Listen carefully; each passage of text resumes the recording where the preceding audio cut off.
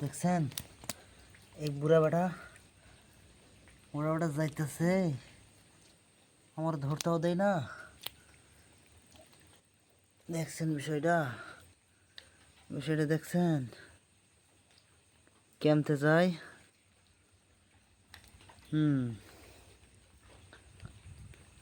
মাছ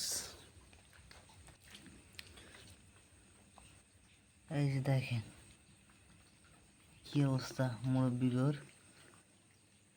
মুরব্বীরা রেস্ট করতেছে। তো এই মাছগুলো অনেক প্যারা দিছে আমারে, আর এক একটাকে কামড় দিছে ভাই, এমন ভাবে কামড় দিছে মনটাই চাচ্ছিল যে জোর একটা চিৎকার দেই, কিন্তু পারি নাই। পুরুষ মানুষ, কোনোভাবেই ঘাবড়ানো যাবে না, সেই জন্যে খুব কষ্ট করে সহ্য করে এই বেড়াগুলার কামড় খাইছি। এমনভাবে কামড় দিচ্ছে, চিৎকার না দিয়ে উপায় নাই, তবুও দাঁতের উপর দাঁত রাখা সহ্য করতে হয়েছে। দেখছেন কাঁটাগুলো, একবার দেখছেন কিরকম খাড়া খাড়া কাঁটা, মাথায় খারাপ। একবার কান দিয়ে কাটা ফুটায়, একবার এই পিঠ দিয়ে, একবার মুখ দিয়ে আবার কামড় দেয়। কঠিন এক অবস্থা। দেখছো বেড়াকের শক্তি মনে হয় বাড়াই গেছে গা। একটু আমি তোদের তোদের বন্ধুদের কাছে একটু পাঠাই দিই। এই যে তুইও ওদের সাথে চলে যা। এর বাপরে, দাঁড়া দাঁড়া দাঁড়া দাঁড়া দাঁড়া, আহা হা হা হা, এই শালা লাফাইছি রে, আবে শালা। এই যে দেখেন কি এক অবস্থা, দেখেন কেমনে কামড়া ধরছে, দেখছেন এই শালা এও কামড়াই, দেখছেন ছাড়তেছে না, এই পড়ছে, দেখেন কঠিন এক অবস্থা। এভাবে কামড়ায় ধরতেছে, আর এত জোরে জোরে কামড় দিচ্ছে বিশ্বাস করবেন না। হয়তো আমি বানাই বলতেছি, কিন্তু কামড়াই ভাই। এই ও মাই গড, এটা তো ঢালেও আমি বিপদে পড়ছি গো, আল্লাহ গো। এই দেখছেন এক একজন এক এক মনের মতন চলে যাচ্ছি রে বা, আমি এত কষ্ট করে আনলাম। দাঁড়া দাঁড়া দাঁড়া দাঁড়া, বিষয়টা দেখছেন রে ভাই, যা বাবা, কই গেল আর কে কই গেল? এই যে একটা, এইটা, ওরে বাপরে বাপরে, মাছ না যে মাছ কয় না মানুষে যে ভূত, তো সেই রকমই তো রে ভাই। সারা মতো দেখতেছি চারিদিকে দৌড় দিছে, এদিকে কত দূর আসছে দেখি তো। এই দাঁড়া, লাফাস না। কাটার সাইজটা দেখেন, এর কাটাটা দেখেন, কাটাটা দেখলে আপনি সিধা হয়ে যাবেন। দেখছেন সবসময় এরকমই থাকবে ভাই, অথবা যখন হাত দেবেন মাছটাতে, এই যে দেখ,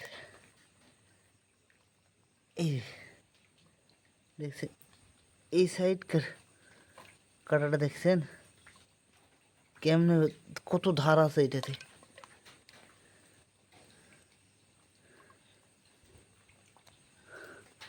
দেখেন ওই যে কামড়ানোর জন্যই হাতে খুঁড়াই দেয়।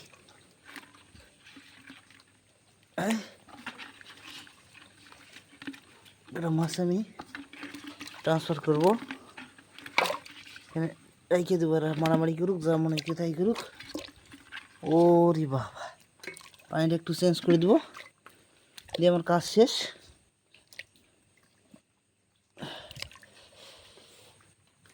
তবে দু একটা মাছ সম্ভবত হারাই গেছে, কারণ সবগুলো এখানে ঢালে দিয়েছিলাম, সবাই যে যার মতো চলে গেছে। আচ্ছা যাক, যেগুলো আছে এগুলো দিয়ে শুকরিয়া আদায় করতে হবে।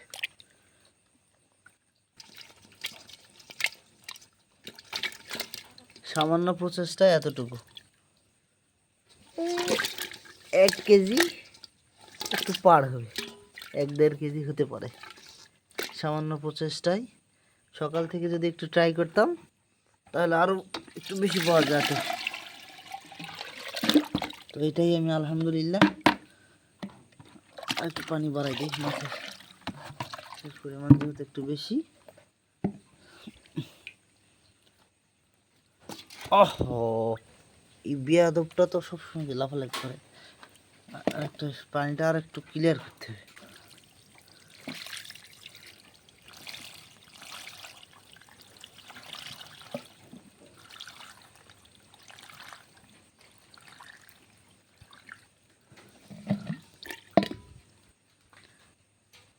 এই যে এখন কিছুটা ক্লিয়ার হয়েছে।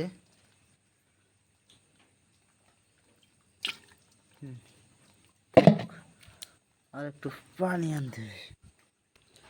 এই যে কাজ আমার মোটামুটি হয়ে গেছে। এখন এদের আমি গুড নাইট দিব। আর এখন বিষয় হলো যে মাছ তো দেখলেন, এবার মাছ ধরার পিছনের যে বিষয়টা, এই যে দেখেন অবস্থা, বিহাইন্ড দ্য সিন।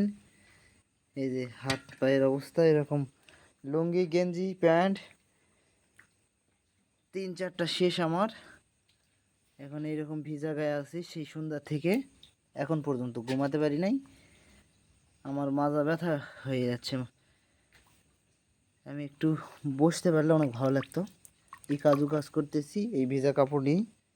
তো শুধু মাছই দেখলেন, এই জন্য এই পিছনের গল্পটা একটু বলার চেষ্টা করলাম যে যারা মাছ ধরতে গেলে এরকম ত্যাগ স্বীকার করতে হবে, ঠান্ডায় ভিজতে হবে, এরকম ঠান্ডা সহ্য করতে হবে। এরপরে সাপ আছে, পোকামাকড়, ব্যাঙ, আরও এগুলা বিষয়গুলো প্রোটেকশান করতে হবে। এগুলো যদি কভার করতে পারেন তাহলে আপনার জন্যে এই মাছ মারা অনেক সুবিধা হবে। আর ভয় জিনিসটাও একটু অ্যাভয়েড করতে হবে।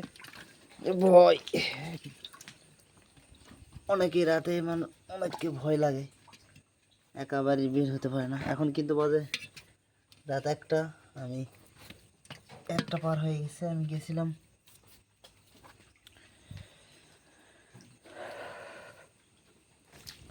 বাইরে, গেছিলাম একটু। তো 12টা 1টাই ধরেন, 1-1.5টার মনে হয় বাজে এখন, 1টা 35 বাজে। তো এই সময়টাতে বাইরে গিয়ে কোনো জায়গাতে মাছ ধরা একটু তো সাহসের দরকার আছেই। আর হচ্ছে ওখানে গিয়ে বিশাল বড় একটা সাপের সঙ্গে দেখা হয়েছিল আমার জালে উঠছিল। ওই সাপটাকে আমি মারার জন্য প্ল্যান করলাম, কিন্তু পরে দেখতেছি মারতে গিয়ে বেচারি একা একাই চলে গেছে। তো এই কারণে আমাকে পুরাটাই মারতে হয়নি, একা একাই চলে গেছে। যাই হোক, আমি এখন একটু ফ্রেশ হই, ঘুমানোর প্রস্তুতি নিব। ওকে, বাই বাই।